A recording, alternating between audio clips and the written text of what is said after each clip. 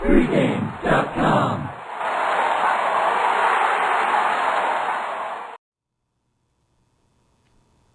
New York Jets at the Washington Redskins. I'm Marco D'Angelo, and I'm joined by Brian Leonard. This is my best bet, Brian, so I'm going to take the lead, and I'm going to be honest with you. This is against some of the things that I always talk about, because I'm going to be on a public side as far as the betting goes. But as far as the money's going, we're seeing a little bit of money go the other way on Washington, because the game's sitting at 3, but we're seeing that movement on the VIG, which in essence is kind of telling you it's like 2.5 instead of 3.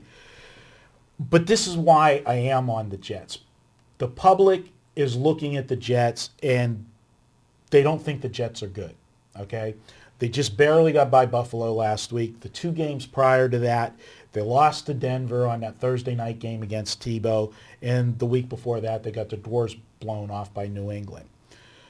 I'm looking at it totally different, and I'll let you chime in and, rip me apart as you like to do sometimes. And this is a team that's won 4 of their last 6 games. It's the way I'm looking at it.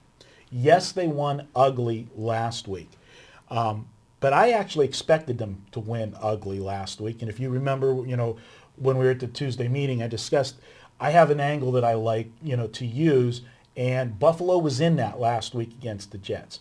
When a team's already beat their division opponent on the road, and then they're coming home, and they've already, beat them by more than they're laying that week, it's easy to look past that team. And Buffalo was playing very bad football, so it made it even easier for the Jets to look past them.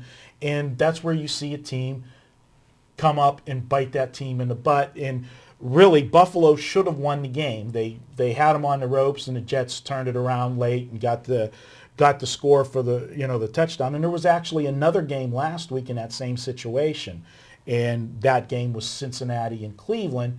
Cincinnati had beat Cleveland earlier in the year. So I expected Buffalo for the Jets not to have a good game. And if you look at the game before that, when they lost to Tebow, that's the one everybody's looking at and saying, how could the Jets lose to Denver? Because everybody, you're on one side of the fence or the other. You either love Tebow or how could you get beat by a team that can only run the football? But as football guys, I know you look at it in college. I look at it a lot involving Navy. I like to use them as the example. Navy runs an offense that most people don't see. You don't prep for it. So it's hard in 1 week to get ready for a team like that. The Jets were playing on a Thursday night on the road against a team they never play, because it's not a division opponent. It's easier if you're short week on a division team. But now you're throwing in a team you never see that's running something totally different than anybody else is running. It was a horrible negative spot for them.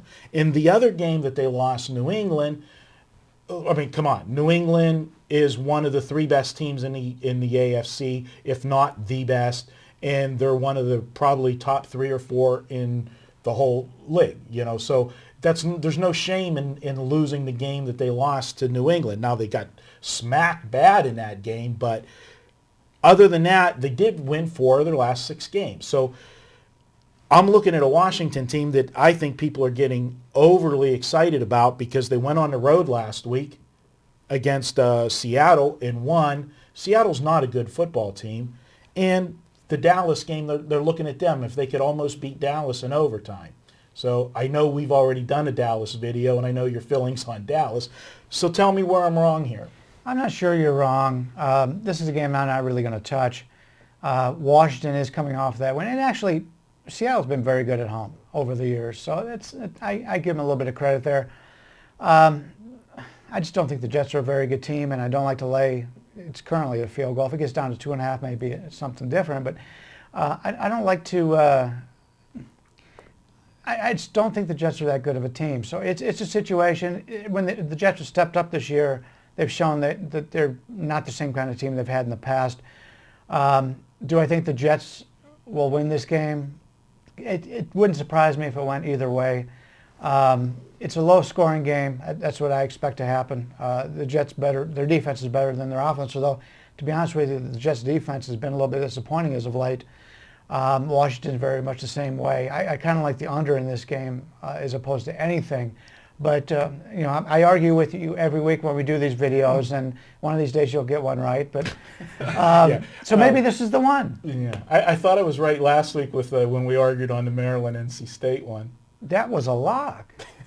Did you see the final score in that game? NC State, easy. Yeah, 35 points in the fourth quarter, and the last touchdown, the spread cover one, was a pick six with like 20 seconds left. I think it was 25 seconds left. Yeah, thanks. Yeah, that was pretty. I didn't even have a play in the game, but I was just so excited, so I get the upper hand this week. You might get a backhand, but you might get. What are you going to do? The other part of this is Washington. Yeah, you point out that Seattle is decent at home, and I agree with you. They do play much better football at home. But do you think Seattle possibly had one eye looking ahead last week, that they were playing a Thursday night game this week? Because this is a team that doesn't get in prime time very often. I think if you win a lot, you would do that. Seattle doesn't win enough to overlook anybody. I mean, they looked at that game that was a winnable game at home. So I understand your thoughts on it, but in this situation, I just don't think it counts.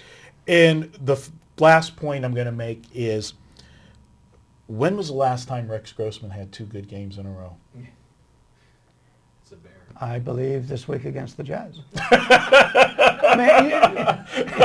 If you're going to say something about the Washington quarterback, you got to say something about the Jets quarterback too, because he's not really making a lot of friends in New York right now. No, I guess not. But you know what? I think if push come to shove, if I told you there's only two quarterbacks left in the league, you got to pick one. Which one do you want? There's two quarterbacks left in the league, and it's Sanchez and it's. I just fold up tent and buy an NBA franchise. All right, I'm gonna go with the Jets here. We're 8-3 with these video best bets of the week. The last 11 weeks, we're 8-5 for the season. We're gonna make the Jets our best bet. I have it: the New York Jets 24, Washington Redskins 17. That is my video best bet of the week. As we do each and every week when it's my best bet, we give you a coupon. This week, the coupon, simple. It's the word the Jets. Just put Jets in the number 10. That'll get you $10 off. Just enter that coupon code at the checkout. You'll get $10 off your package. And if you're buying a $10 pick, it's free. It's on RJ, lunch on RJ. That doesn't happen often. That's always good. Yeah, but it doesn't happen often. He's been pretty generous to me. Problem is I never eat anything, so that's why he's been generous to me. All right, we won't go there. He's Brian Leonard. I'm Marco D'Angelo. This wraps up this week's videos. As always, best of luck with all of your plays this week. We'll be back next week. Full slate of games. Vegas Runner will be back next week for the videos along with Brian, Stephen Nover, RJ Bell, and myself. Thanks for watching.